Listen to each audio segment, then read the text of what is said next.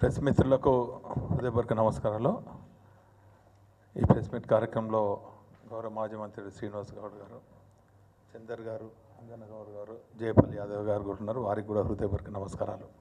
నిన్న బీసీ కులగణన పైన చర్చ జరుగుతుంటే,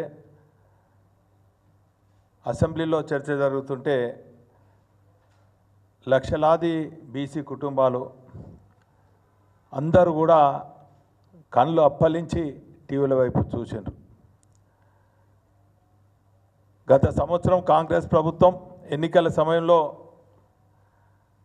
42% స్థానిక సంస్థలలో బీసీలకు రిజర్వేషన్లు కల్పిస్తాం అని చెప్పి, కామారెడ్డి డిక్లరేషన్ అమలు చేస్తామని చెప్పి ప్రభుత్వం వచ్చిన తర్వాత మాట కట్టుబడి ఉంటామని చెప్పి ప్రజలందరూ కూడా భావించారు. కానీ ఈ కాంగ్రెస్ ప్రభుత్వం, ఈ రేవంత్ రెడ్డి ప్రభుత్వం అన్ని వర్గాలను ఏ తీరుగా మోసం చేసిందో గత సంవత్సరం నుంచి, అదే తీరుగా మేము బీసీ వర్గాలను కూడా మోసం చేస్తామని చెప్పి తప్పుల తడుకతోని సర్వేలు చేసి ఈరోజు బీసీల ఆత్మగౌరవం దెబ్బతినే విధంగా, ఈరోజు 2011లో చేసినటువంటి సర్వే ఒక తీరుగా ఉంటుంది.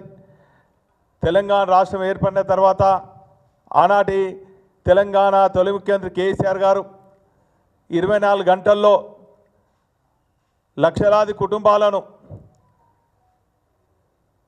సమగ్ర కుటుంబ సర్వే పేరిట లెక్కలు తీసి ఈరోజు ఆ లెక్కలను కూడా తారుమారు చేసి కేవలం బీసీ వర్గాలనే తగ్గించి ఈరోజు కాకి లెక్కలు చూపెట్టినటువంటి కాంగ్రెస్ ప్రభుత్వానికి రాబోయే రోజులలో బీసీ వర్గాలంతా కూడా ఖచ్చితంగా గుణపాఠం చెప్తాను కూడా ఈ సందర్భంగా తెలియజేస్తున్నాం.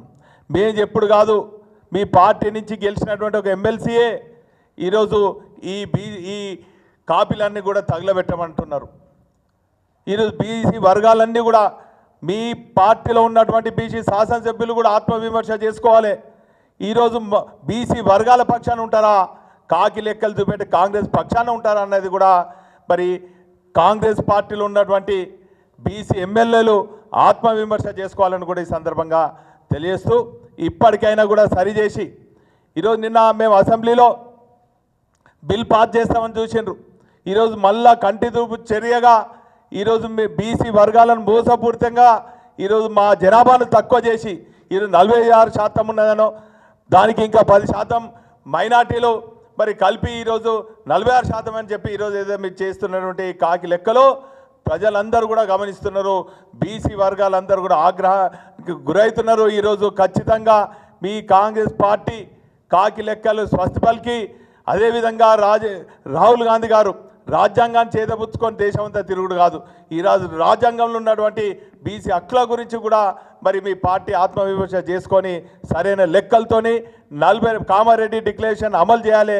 లేకుంటే దశల వారీగా బీసీ వర్గాలు పార్టీలకు అతీతంగా తెలంగాణ ఉద్యమం ఏ తీరుగా చేసినామో మా హక్కుల కోసం మేము పార్టీలకు అతీతంగా ఉద్యమిస్తామని కూడా ఈ సందర్భంగా